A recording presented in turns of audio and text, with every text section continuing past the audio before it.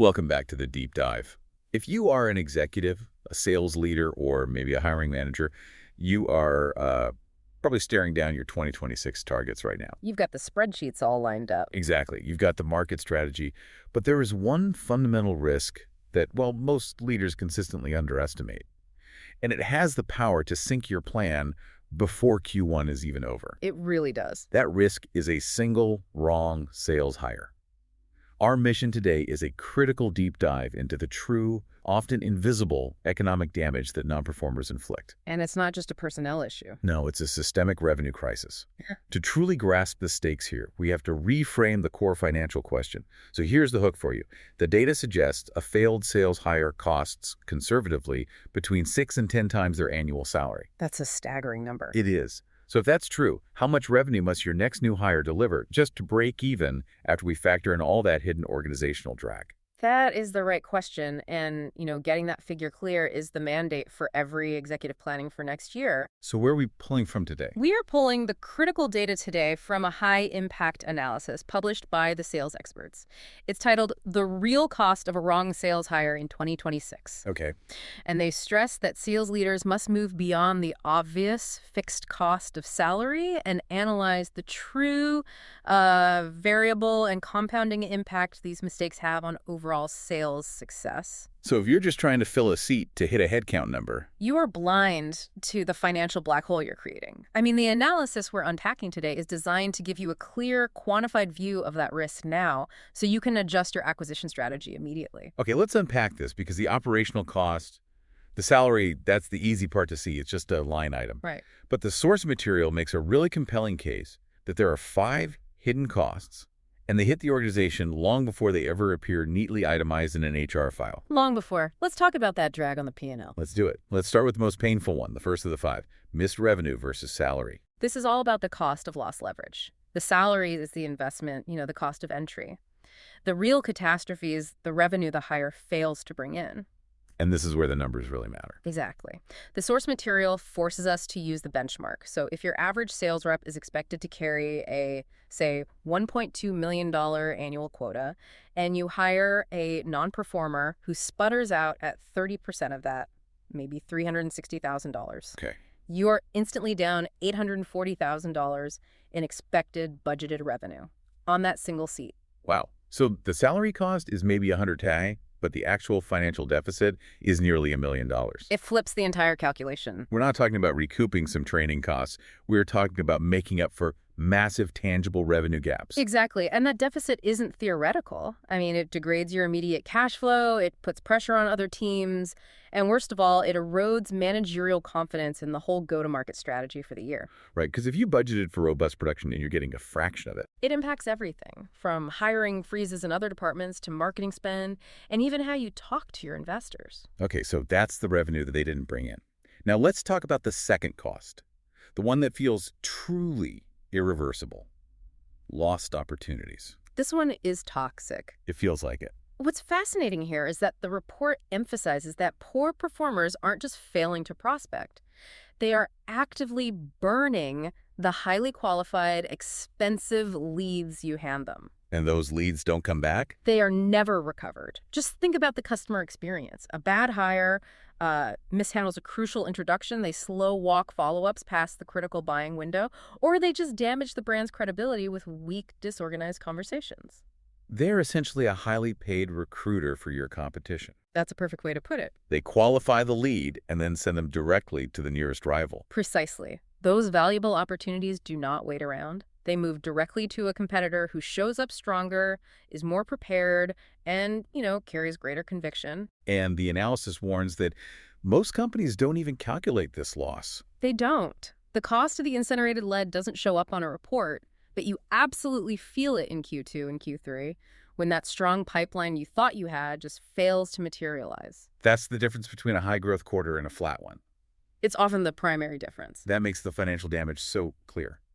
But let's shift gears to maybe the most insidious cost, the one that doesn't show up in lost deal value, but in lost executive capacity. This is cost number 3, the massive drain on management time. This raises a really important question every sales VP needs to ask themselves. When you hire the wrong person, where does the manager's focus truly shift? It's not on strategy anymore. No, it shifts away from strategic initiatives, coaching your high performers, and exploring growth markets. And it shifts toward remedial coaching, constant micro-monitoring of basic activities, and just re-explaining the fundamentals of the job. But isn't some remedial coaching always expected with a new hire? Where's the tipping point where it just becomes wasted time? The tipping point is when the manager is engaged in correction rather than amplification. Ah, okay. A manager's time is highly leveraged. It should be spent advancing the business, removing roadblocks for your top talent. But when a manager spends 20% of their week monitoring basic tasks for an underperformer, that 20% is time taken directly away from strategic account planning. It's a huge opportunity cost. And it's not just the direct manager absorbing that time sink.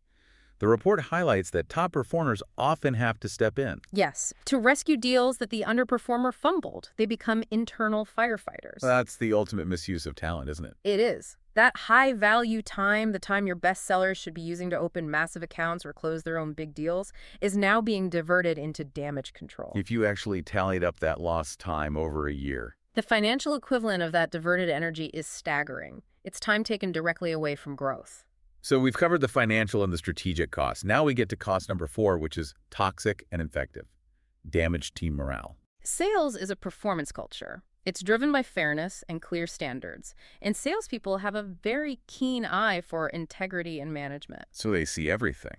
They see someone who is clearly underperforming, they see the missed team numbers, and they see the lowered standards that management is allowing to persist, and that instantly creates resentment. We call that the internal subsidy effect. That's it exactly. The crucial question your top people start asking is, why am I carrying this person's weight? My commission is tied to this, and I'm being penalized for a lack of accountability. And that's the moment the real attrition risk kicks in, which just multiplies the initial mistake. Absolutely. The moment your top performers feel they're subsidizing someone else, they start, discreetly browsing job boards. And that's the real risk multiplier. It is, because replacing one bad hire can turn into replacing 3 top performers, completely derailing your internal stability and complicating your path to sales success in 2026. Which brings us to the final, almost paradoxical cost, the compounding replacement cycle. We know the damages are high, yet companies often accept underperformance. Why? Because they fear the short-term cost of replacing the person will be even higher. They choose inertia. It's the classic short-term calculus mistake. Right. It's driven by hope, not data. Precisely. Leaders see the immediate pain of another recruitment fee and another onboarding process, and they postpone the decision. But the analysis makes a powerful case for the cost of inaction. So walk us through that. How do the damages from the first 4 costs get multiplied by that delayed decision? Okay, consider if the wrong hire stays for just 6 months, say Q1 and halfway through Q2. A very common scenario. You haven't just lost 6 months of salary. You have permanently lost the pipeline they should have built. You've lost the revenue they should have delivered. And you still have to pay the replacement costs anyway. You do. And then you face another 90-day ramp period for the next hire. And critically, you've damaged client relationships and team culture from that first failed attempt. So the synthesis is clear. Not replacing the wrong person is what is truly killing the 2026 plan. The cost of inertia is substantially higher and more destructive than the cost of just taking decisive action. You've sacrificed 6 months of forward momentum. Alienated your best team members and potentially burned through prime leads. Delaying the decision to fix the mistake only multiplies the impact exponentially. Okay, so we've established the enormous problem, we've quantified the risk. Let's transition into the solution side of this. Leaders have options, but they need to act now before Q2 pressures really make things worse. This next section is all about the actionable insights you need to raise the hiring bar and achieve sustainable sales success. And this is where it gets really interesting. You can't hire strategically if you haven't defined what success looks like beyond just a quota number. The first key takeaway is to define success clearly with a 30, 60, 90-day framework. This has to be non-negotiable organizational discipline. The framework must detail tangible, measurable expectations for those first 3 months. So what does success look like in the first 30 days? It's not just passing training. No, it's making the 10 qualified introductory calls, submitting 3 competitive intelligence reports, maybe mapping the entire territory. And at 60 days. The 60-day mark requires initial traction, perhaps 5 discovery meetings booked, 1 demo delivered, and the 90-day mark is achieving baseline results. That often means having a pipeline of X size and one small closed deal. If you're not explicit about those milestones. You leave the door wide open for ambiguity and underperformance, and you delay the moment you realize you made a mistake. Tighten those expectations is your first line of defense. The second strategic imperative is moving past the surface level. We have to raise the hiring bar by looking beyond the polished CV. We need substance, not just glossy packaging. We need to shift the focus from resume claims to observable behaviors, verified track records, and repeatable proof of success. Anyone can write a great resume. Exactly. You need to validate their capability and, more importantly, their tenacity and grit. This means asking detailed behavioral questions that reveal how they approached a complex problem, not just what quota they hit 2 years ago. And that ties into the third actionable insight. Standard interview questions are simply not enough to de-risk a hire this expensive. They're not. You need to mandate the use of structured assessments. Why is that so much better? Because standard interviews are inherently biased. They're too easily gamed by rehearsed candidates. Structured assessments provide an objective, quantitative measure of critical factors that drive performance. Things like core cognitive capability. Innate sales drive, and critically cultural alignment with your specific environment. And we're not talking about basic personality tests. We're talking about high-level assessments that measure things like cognitive flexibility under pressure. How quickly they adapt when a client throws a curveball. Exactly. Or sales tenacity, the willingness to push through 5 rounds of rejection. You need this hardwired data to back up your subjective feel for a candidate. So if we accept that the standards must be dramatically higher, how do we find these elite performers? This brings us to the recruitment strategy highlighted in the analysis. Headhunt, don't advertise. This is probably the most strategic shift executives have to make. If you are relying solely on placing an ad on a public job board, you are fishing in the wrong pool. You're getting people who are already looking. Which often means they are already underperforming or recently separated. Your top candidates, the ones who will stabilize revenue and drive sales success, are currently employed, performing at a high level, and probably happy where they are. So what specific strategies should executives be using to engage these passive, high-value candidates? It requires a strategic, proactive approach. You need to be building relationships with these candidates 12 to 18 months out, long before the need arises. It involves competitor intelligence, knowing exactly who is performing at your rivals. So this isn't just an HR function. No. The CEO and VP of sales need to be actively involved in recruiting the top 3 sales roles every year. This is strategic de-risking of the P&L. It feels like protecting a strategic asset. Once that investment is made, what is the final critical step to ensure we minimize the risk of a failure? The final step is protecting the first 90 days with absolute discipline.